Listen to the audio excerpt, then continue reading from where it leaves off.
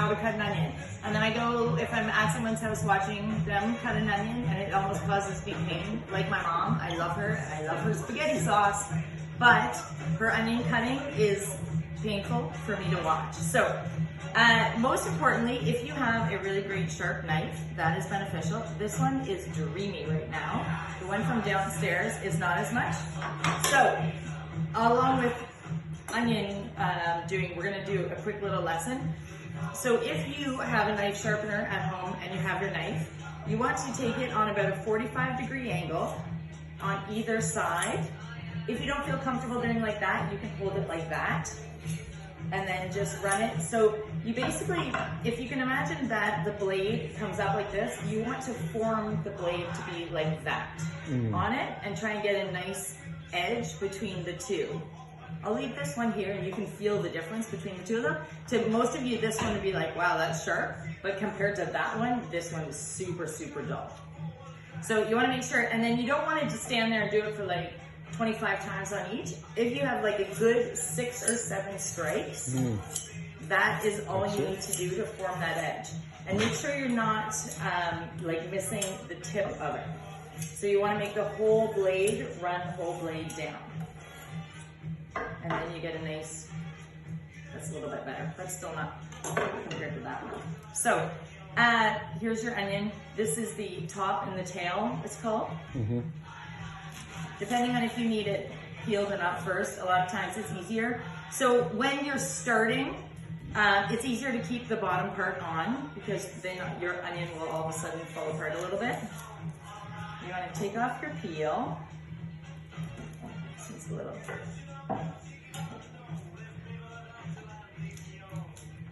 There's only just a couple of the layers you want to take off of it.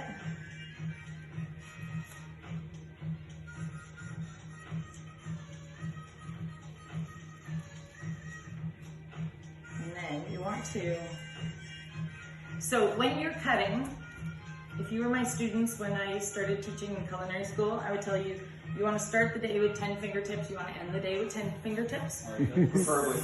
So when you cut, you turn your fingers over like this, and the butt of the knife just hits that middle knuckle right there. Your fingers aren't out like this because then you won't have your fingertips. You always want the knife to butt up against this, just that as your knuckle curves there.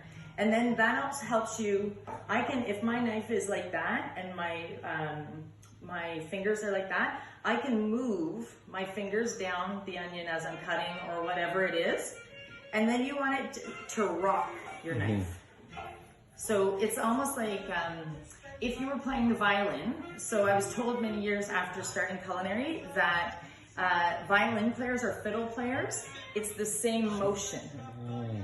So I'm bowing the exact same as I'm rocking my knife, and just nice and easy like this. And always keep the tip down. Like, so you start with the tip down. If you go in and hammer like this, depending on what it is, there are some, for certain things, chefs will grab knives and bang away at it, things like that. But for most things, as you're doing that, you're actually damaging the blade of your knife. So you don't want to ever do that. So this knife is called a full tang. So this part of the blade runs all the way from the tip right through to the handle and has 3 rivets. It is probably one of the best knives you can get with a full tang. It's definitely the one I prefer, or a full stainless steel blade.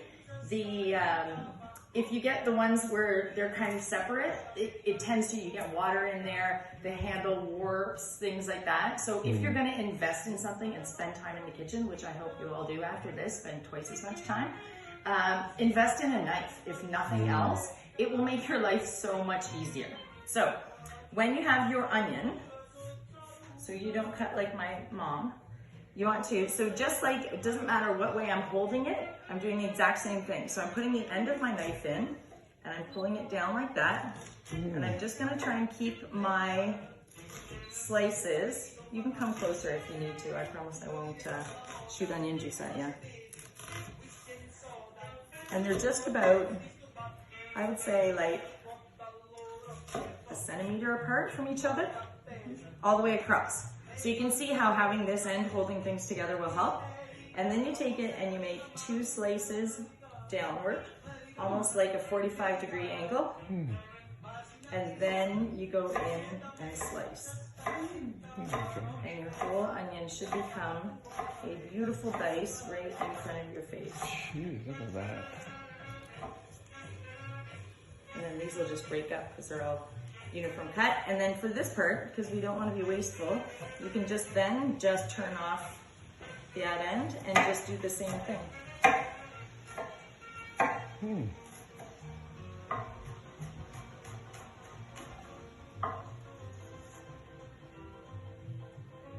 And then all you're left with is that little tiny piece.